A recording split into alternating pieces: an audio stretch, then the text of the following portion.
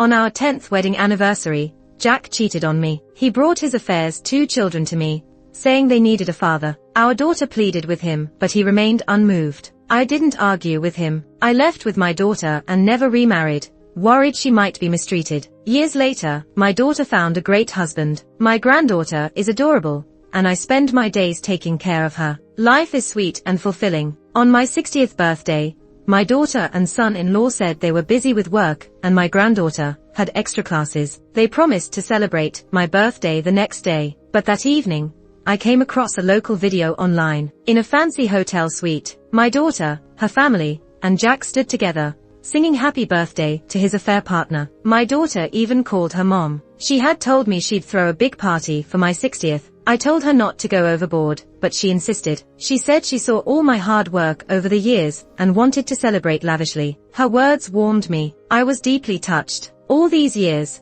I raised her alone, watched her grow up, get married, and have her own child. My son-in-law treats me like his own mom, and my granddaughter calls me grandma sweetly. I'm happy, and the pain from Jack's betrayal has faded over time. When my daughter mentioned the big party, I was truly moved. I was looking forward to it. As you age, you crave family around. It gives life meaning. So, on that day, I got up early. I got everything ready, dropped my granddaughter Kathy at school, and my daughter and son-in-law went to work after breakfast. My daughter said they'd get home early to celebrate. I cleaned the house and waited for them to return. But even after our agreed time, they weren't back. Worried, I was about to call her when my phone rang. Mom, we have urgent work situations. Milton too. We can't take off, she said, apologetically. I felt a bit down, but understood their careers mattered. I calmed myself. It's fine, work's important. I'll pick Kathy up later. Oh, Mom. Before I finished, she cut me off. Mom, it's your birthday. Take it easy. My friend will pick up Kathy and drop her at my office. Just relax at home. Thinking about her workload and Kathy's young age,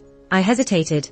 Should I pick her up? You're so busy, and Kathy's in her mischievous phase. My daughter's voice rose urgently. No, Mom, don't worry. Just rest. My friend can handle it. I gotta go, there's a meeting. She hung up before I could reply. Listening to the dial tone, I sighed. My daughter was losing weight from work stress. I headed to the kitchen to prepare chicken soup for her and my son-in-law. While it simmered, chores done, I took a break on the couch. Bored, I started scrolling through videos on my phone. One clip after another, nothing interesting caught my eye. About to close the app, I accidentally clicked local, and there was the familiar back of the woman on the thumbnail, my daughter, Wendy. The video was posted just half an hour ago, so I clicked on it. It showed a hotel suite. Wendy, my son-in-law, and Kathy stood close, all smiles. Wendy turned slightly, and the camera panned over. And there was Jack. If there's anyone I hate the most, it's Jack. Young and in love, I thought our life together would be smooth sailing. Until our 10th anniversary, when his first love's husband passed in a car accident, leaving her and 2 kids. At first, he secretly helped them. When I found out, we fought, and he accused me of having a cold heart. Eventually, he handed me divorce papers, holding his first love's kids. He said, Bruce and Beverly are too young. They need a father. So he wanted a divorce to be with his first love and raise those kids. While he spoke, our daughter Wendy clung to his leg, begging him not to leave. But Jack left without hesitation. I didn't battle it out. I took a good chunk of his assets and departed with Wendy. Afraid she might suffer under a stepfather, I stayed single. I devoted myself to raising her, watching her grow, go to college, fall in love, and have Kathy. Through it all, Jack never showed up. I heard he and his first love didn't have more kids, raising her children as his own. Wendy once told me she hated Jack same as I did. I thought she'd remember the pain and avoid him like the plague. I never imagined they'd still be in contact all these years. Not just that, but there she was in the video with Jack, chatting away like nothing happened between us. They even started singing the birthday song. My son-in-law and Kathy joined in, clapping along. My grown-up son and daughter were there too, singing the birthday song as well. And the woman they were surrounding, that was Jack's first love, Rachel. She hadn't changed a bit, still wearing a beautiful dress. She looked like a princess, like the center of the universe. Rachel and I share the same birthday. The funny part, my daughter Wendy, my world, after singing the birthday song, went up to Rachel, hugged her, and called her mom. I dropped my phone. The video looped over and over. My heart hurt, but more than that, I was in disbelief. I was trying to find some excuse for myself. My daughter, who has been my rock, who saw the cold heart of her father, who saw how Rachel played the innocent and then tore our family apart. How could she call that woman Mom? I couldn't believe it. I sat on the couch for ages until I smelled the horrible burnt smell from the kitchen. The chicken broth was all burnt up. I rushed to turn off the stove, and in my haste, I grabbed the pot with my bare hand, burning a large patch on my fingers. I was about to treat the burn when the doorbell rang. I opened the door to find a delivery guy holding a cake I had ordered for myself. A small piece. As I've gotten older, I've become sentimental. Making that phone call with Wendy, I decided to order a small cake online, a celebration just for me. I placed the cake on the coffee table, lit a few candles, and closed my eyes to make a wish. I had known my wish for a long time. For my precious daughter to live a happy life, for her husband to always love her, and for dear little Kathy to grow up healthy and smart. That was what I originally wanted to wish for. But now, every time I closed my eyes, I saw Wendy lying about working late, only to turn around and celebrate Rachel's big day with her husband and daughter. In the video, Rachel was surrounded by so many people. It was a lively birthday, much like a real family celebration. Not like me now, sitting alone, feeling like a clown, a joke. The flesh of my flesh, my daughter, now felt like a sharp knife stabbing into me. It hurt too much. As I've gotten older, I've become easily emotional, tears just flowing without my control. Wiping away the tears, I made a new wish. I wish to spend the rest of my days happy and joyful. Yeah, all these years, my wishes have been for my kids, never for myself. Thinking about it now, it seems kind of pointless. I took 2 bites of the cake. It was too sweet, not good at all. I checked the time. It was already past 11 p.m. Normally by this time, I'd have tidied up the house, kids tucked in, and be heading to bed myself. But tonight, I couldn't sleep. Then, I heard noise at the door. Wendy quietly came in, but when she passed through the entrance, she saw me sitting there in the living room. She paused, looking a bit panicked. Her husband and Kathy followed behind, still chatting about the party, until they saw me and fell silent. Kathy pretended like nothing happened, blinking her innocent eyes, her hands reaching out, saying she missed Grandma and wanted a hug. Looking at Kathy rushing over, I didn't hug her the way I used to. From the moment she was born, I took care of her with all my heart, just like Wendy. My son-in-law has no parents, and both he and Wendy work hard. Living in a big city is expensive, so I took care of Kathy, so my daughter and son-in-law didn't have to worry and could focus on their careers. But little Kathy, like her mom, betrayed me too. As I watched Wendy approach, she seemed to pretend like nothing had happened, saying she had a busy day at work and promising a big celebration tomorrow. Her eyes fell on the small cake on the table, making her pause. Mom, did you buy a cake for yourself? Maybe it was because this cake was small, or maybe because the cake they had at Rachel's was huge. Her eyes looked guilty. I didn't think testing her was worth it, so I asked directly, Wendy, where were you all today? She stopped, staring at my face, as if in a rush to find something to say. Eventually, she chose to play dumb. Mom, what are you talking about? I was at work today. She glanced at Milton and Kathy. He nodded quickly. Yeah, Mom. Work was so busy today, my back is killing me. As for Kathy, she mimicked her dad, shaking her head like a broken doll. Grandma, we didn't go eat cake today. No, kids have messy logic. The more they say, the more it slips out. Wendy couldn't even cover her mouth in time. All she could do was give me an awkward smile, her eyes darting around, lying again. Mom, don't misunderstand. Kathy couldn't stay still at my workplace, so we bought her a little cake. Listening to such a weak lie left me feeling disappointed. I pulled out my phone, found the video, and tossed it in front of her. She paused, opened her mouth as if to explain, but sighed in defeat, dropping herself next to me. It felt like she gave up. All right, Mom, it's been so many years. I know you hate Dad, but I have a blood bond with him. For you, I've hardly seen him all these years. Haven't I done enough? You're getting on in years. What's holding you up? Even if you can't let it go, don't drag me into it. Every year on your birthday, when haven't I been with you? Rachel shares your birthday. She never says it, but she really wants the whole family together. I figured, since we live together, any day could be a birthday. I'll celebrate hers first and catch up with you tomorrow. Isn't that okay? Mom, you're not young anymore. Can't you just stop being stubborn? Milton and I are exhausted from work every day. Being with Dad gives me a break. But look at you. Can't you think of me a little? Listening to my daughter's complaints, my heart, already cold, felt even colder. So I asked her, are you blaming me for keeping you from reuniting with your dad? I looked at Wendy, who looked more like me than Jack. When we divorced, Jack poured all his fatherly love onto Rachel's 2 kids, especially his daughter, Beverly. The first time I saw her, she was only 6, but her expressions were a spitting image of Rachel's. Jack adored her the most. Back then, Wendy cried hysterically, clinging to me, asking over and over, "Mom, why doesn't Dad want me? Why is he going to be someone else's dad? Does he not love me?" Watching her cry then, my heart nearly shattered. The child I'd carried for 10 months, stuck with such an irresponsible father, was such a tragedy. But now, it all feels like a joke. Wendy seemed oblivious to the change in my tone as she continued her usual whining. "Mom, I didn't mean that. But think about it, Dad's old now. No matter what, I've got half his blood. Isn't it time for those grudges to just disappear? And Rachel, she's actually really nice. She took Dad because she worried Bruce and Beverly wouldn't have a father. Later, she even apologized to me, bought me gifts, and treated me like a daughter. No matter the old grudges, you're old now too. Why hold on to them?" Her words sounded ridiculous to me. The father who abandoned her without a second thought. She clung to me in countless nights asking why he didn't want her. As for Rachel, aware of being the other woman, a gift was all it took for Wendy to forgive. So I shook her hand off. "Wendy, you think my refusal to forgive Jack and Rachel is me being unreasonable?" She nodded as if it were obvious. "It is. I was young then too, and I forgot those grudges. When I close my eyes, I can only remember Dad being nice when I was little. Those were happy times. So Mom, I wish you'd forget too. We could be a family again. Rachel's honestly nice. Maybe you could be, sis."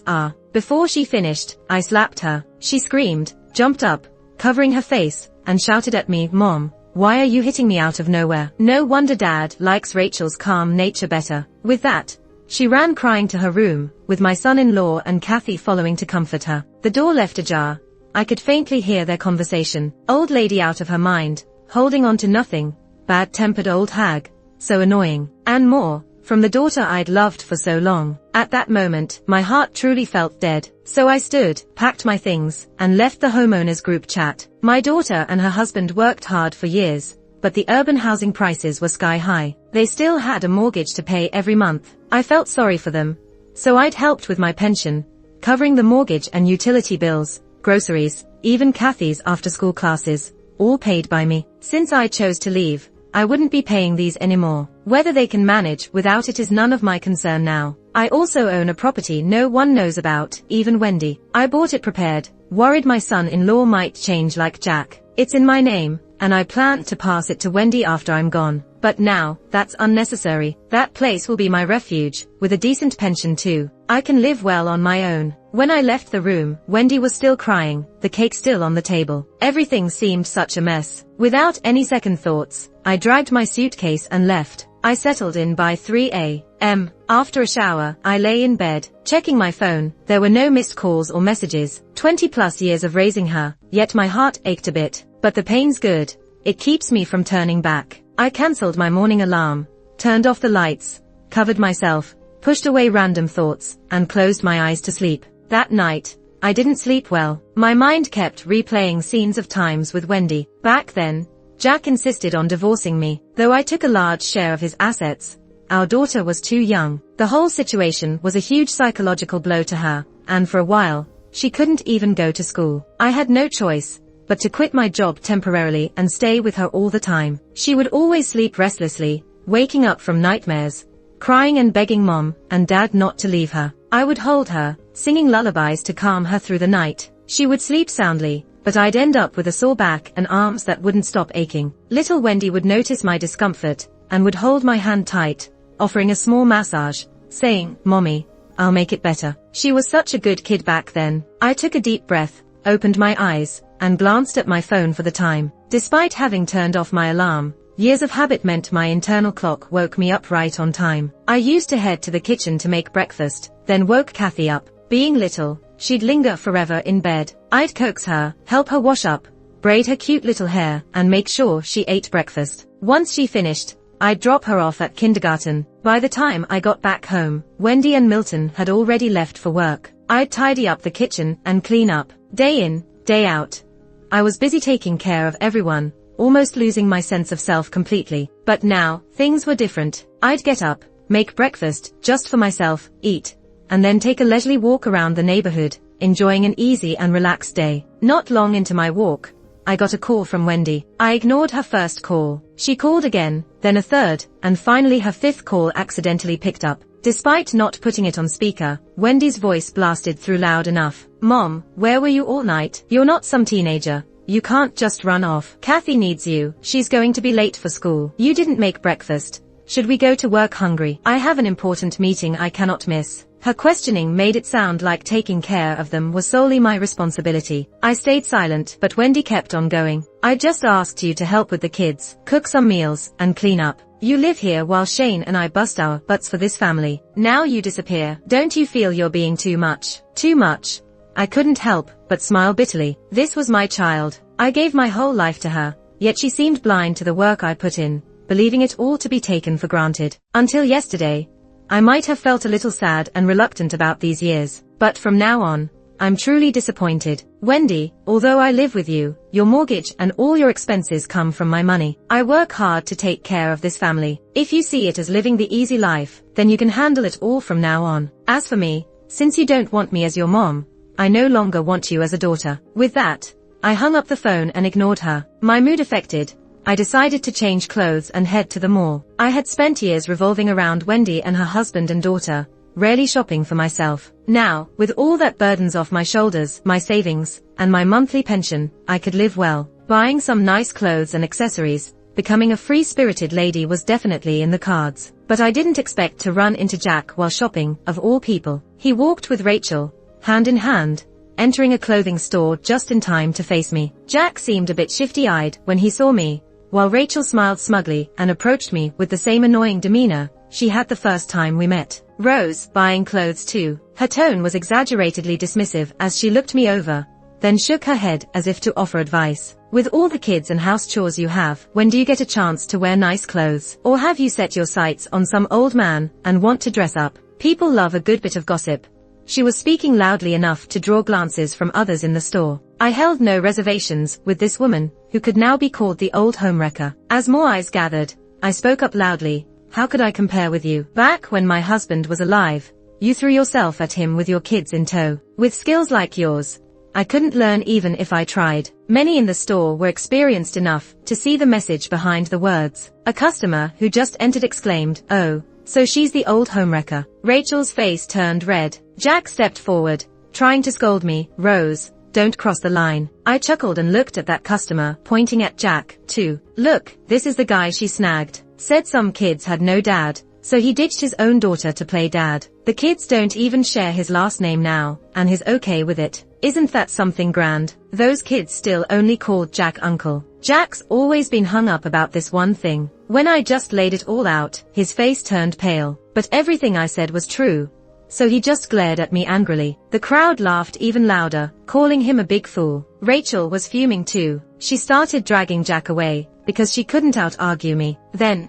just by chance, it was right around quitting time, and Wendy walked into the mall, bumping right into Rachel. "Mom, what's wrong?" Wendy asked, seeing Rachel's angry face and obviously worried. Rachel was furious a moment ago, but seeing Wendy by her side suddenly straightened her up. She turned toward me and said, "Your mom's still mad at me. It's my fault for having you over for my birthday." Then Rachel lowered her head, looking as pitiful as ever. Wendy glanced at me, still upset from the morning, and without hesitation, she grabbed Rachel's hand, marched over to me, and snapped, "Mom, do you have to keep throwing a tantrum? Look at Rachel, she's gentle and kind. Any guy would pick her. What a great daughter I raised." Such words felt like a dagger to my heart. So, I slapped her hard. She's my flesh and blood. She shouldn't be the knife that wounds me. It was just too ironic. "Mom, did you just hit me?" She held her cheek in shock. I looked at her, my heart, which would have ached with pain, now only felt anger that slowly cooled off into a calm born out of disappointment. This stranger before me wasn't my daughter. I didn't want her. I pushed her towards Rachel and Jack. "Since you like them more, call them Mom and Dad. I don't want to be your mom anymore." She laughed like I was a joke,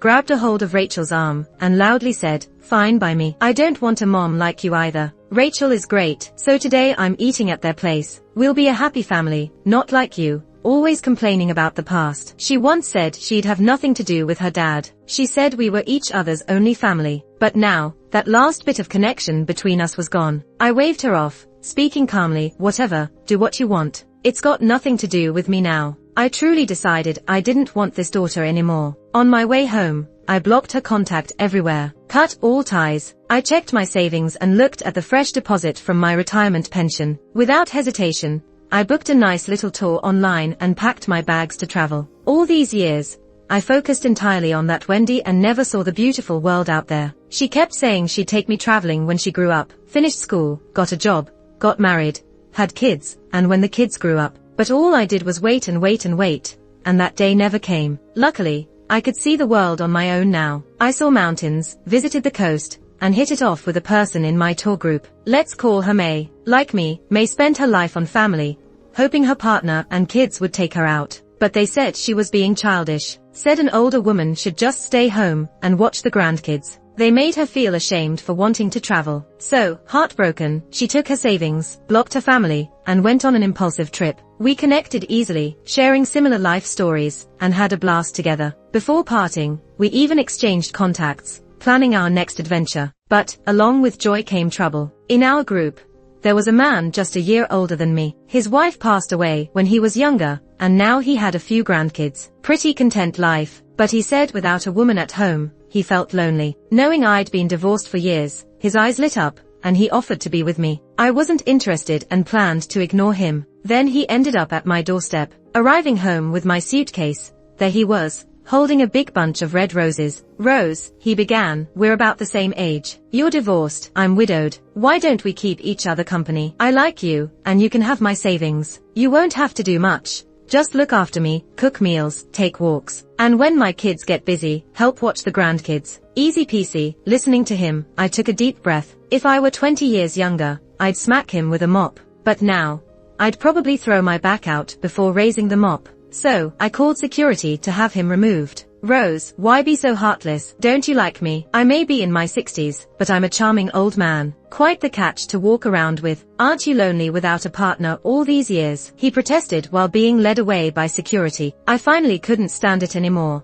So I took the trash in my hand and swung it at him. The commotion was so big that Wendy, who had just entered the neighborhood, saw me right away. "Mom, what are you doing here?" She quickly walked up to me. I had been on vacation for 3 months, feeling great, and, truth be told, I had gained a few pounds. Unlike her, who looked incredibly worn out, obviously having lost a lot of weight. I didn't say anything. When she reached me, she pointed to the old man still struggling on the ground, as if she just realized something. She immediately pointed at me and said, "Mom, aren't you too old to be looking for a new partner? Don't you have any sense of shame?" Her eyes were full of reproach, and she was visibly angry. She then started hitting that old man with her bag, telling him to get lost. While hitting him, she scolded, "Mom, are you out of your mind? At your age, any old man who takes an interest in you is probably just after your money, and you're foolishly falling for it." After driving the old man away, she looked at me and pointed towards the neighborhood behind me. "What? You've been ignoring my calls all this time, and rented a place here, living the carefree life, huh?" She seemed to think of something and wasn't happy about it. Then added, "You sure are having a great time,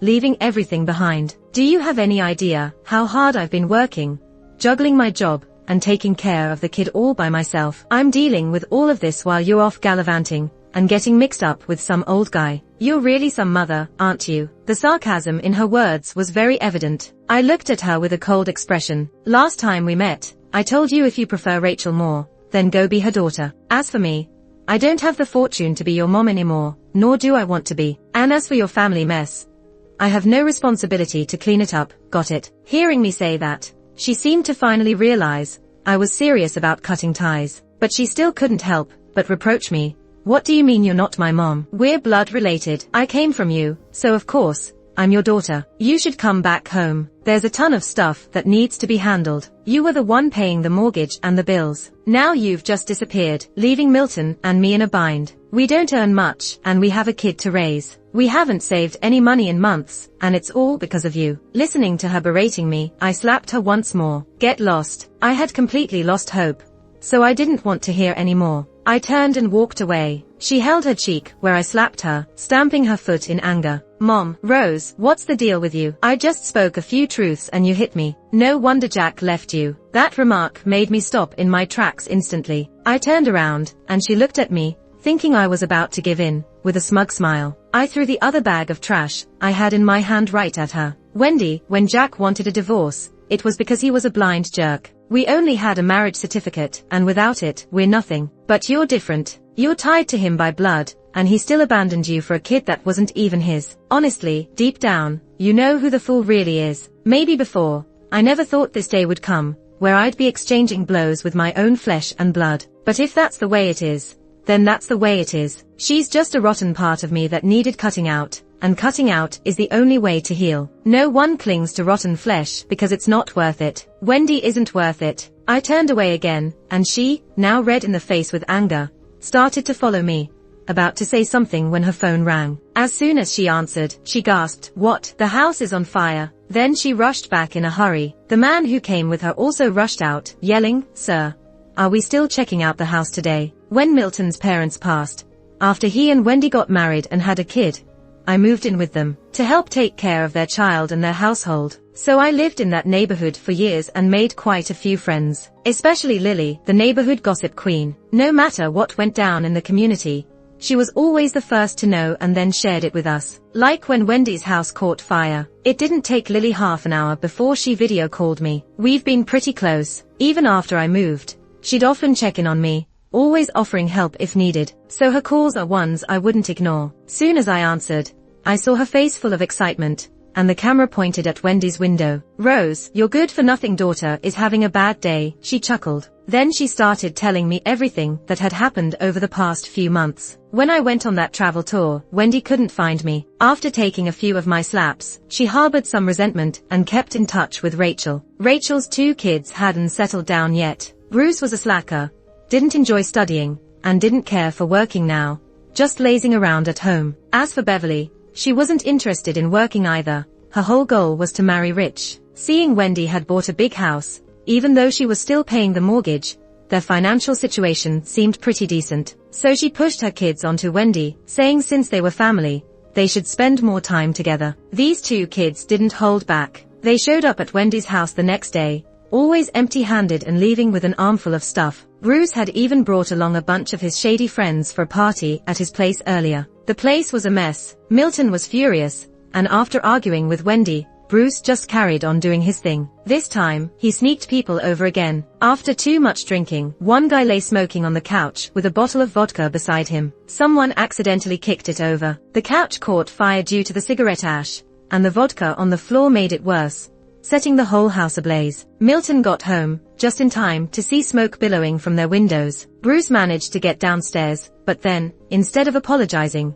he cursed at Milton, blaming the house for nearly killing him and demanding compensation. Milton was livid and fought Bruce on the spot. Even a bunch of people couldn't break them up. Wendy rushed back home to find they'd stopped fighting and were now both ganging up on her, yelling insults. By the end of this chaos, the house was in no condition for anyone to live in for a while. Wendy wanted to stay with Jack temporarily, but he shut her down, telling her to get a hotel room, showing no kindness at all. So folks in the neighborhood just sat around, munching on sunflower seeds, enjoying the drama unfold. Linda even filmed it, giving me a live feed. At the end of it, Linda said to me, "Bad people will meet their match. Don't go soft. With a daughter like that, there's no need to feel sorry for them." I nodded, feeling no sympathy, because I was already past the point of disappointment. Watching them bicker ridiculously in the video, I found it all a bit absurd. Family ties seemed mockingly hollow at this moment. In the end, Wendy ended up victorious, moving in with her family,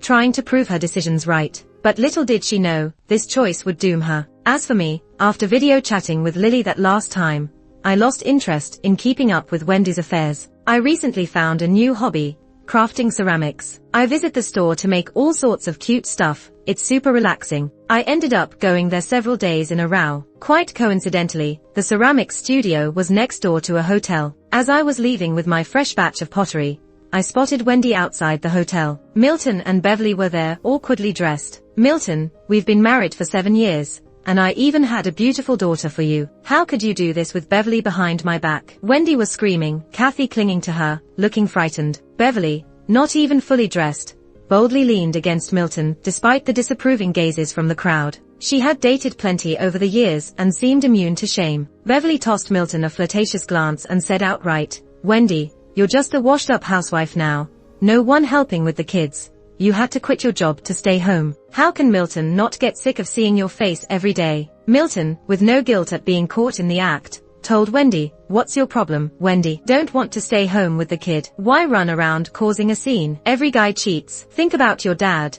Didn't he abandon your mom for another woman? Yet, you forgave him and even call that woman mom. If you could accept that, why can't you accept this?" Hearing Milton's words, Wendy's eyes widened with shock, her head shaking. Milton, how could you say that?" Her breakdown was visible, and she reached out to hit him. Milton coldly shoved her back, protecting Beverly, looking down at Wendy like she was a fool. "Wendy, I don't need to hide it from you anymore. You think your dad loves you. If it wasn't for me earning money and buying this house, he wouldn't consider taking you back. He just wants something out of you, more money for Bruce and Beverly. You've been too desperate for affection, haven't you? At least you did something good.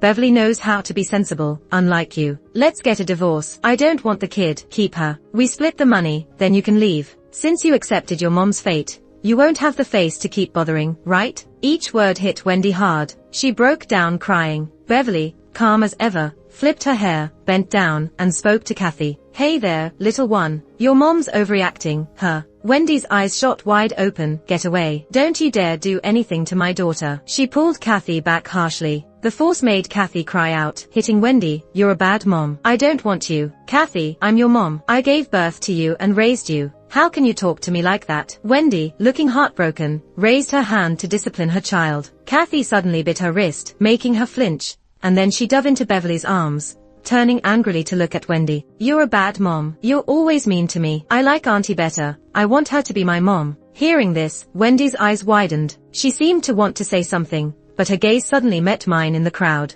At that moment, her eyes were filled with complex emotions, full of sarcasm. Maybe she finally realized, as if karma had come full circle, the things she once said to me were now hitting her right in the face. This whole scandal wasn't a surprise to Linda, who sent me dozens of 60-second voice messages about it throughout the day. It was basically about what I'd witnessed myself. Since their house burned down, the family of 3 had been staying with Jack. The couple had issues and were arguing constantly. With me gone, Kathy needed someone to take care of her school runs, so Wendy quit her job to focus on raising the kid. Beverly was impressed with Milton's earning power. With some sly manipulation, she and Milton got involved with each other. Jack and Rachel knew and even covered for them. Kathy even caught them a few times, but chose to keep quiet for a lollipop. In the end, this drama concluded with Wendy, who knew everything, being kicked out by the whole family. Even her precious Kathy cried out, refusing to go with her, and turned to Beverly, saying she wanted her as mom. I was taking a walk back to the neighborhood when I spotted Wendy at the gate. She was crouching in a corner and when she saw me,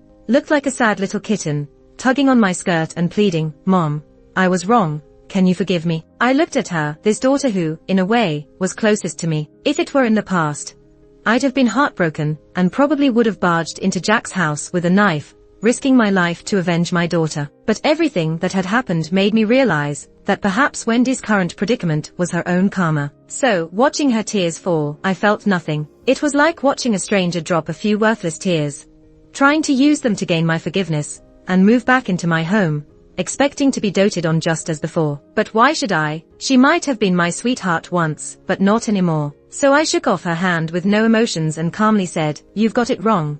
I'm not your mom. I had a daughter in this life, but in my heart, she died a long time ago. As for you, go back where you came from and never show up again, or I won't hesitate to call security. Got it?" After saying that, I ignored her desperate cries and just went home. Wendy tried to see me a few more times, but I didn't meet with her. I've decided I'm done being her mom. She probably sensed my resolve, and eventually, she stopped showing up. As for me, I went on with my life, taking walks, doing pottery, or buying some nice dresses at the mall. Life's meant to be enjoyed, after all. Then, about 2 weeks later, I heard about her again. Wendy had some mental issues from a young age, and wasn't stable. I spent days with her to bring back her cheerful side back then. Now, abandoned by everyone, even her beloved daughter, she used the excuse of leaving for another city to get the whole family together for a last meal. She cooked that meal herself, and that night, an ambulance showed up. Wendy had bought a mix of rat poison, paraquat, and all sorts of poison she could find in stores. She put it all in the food.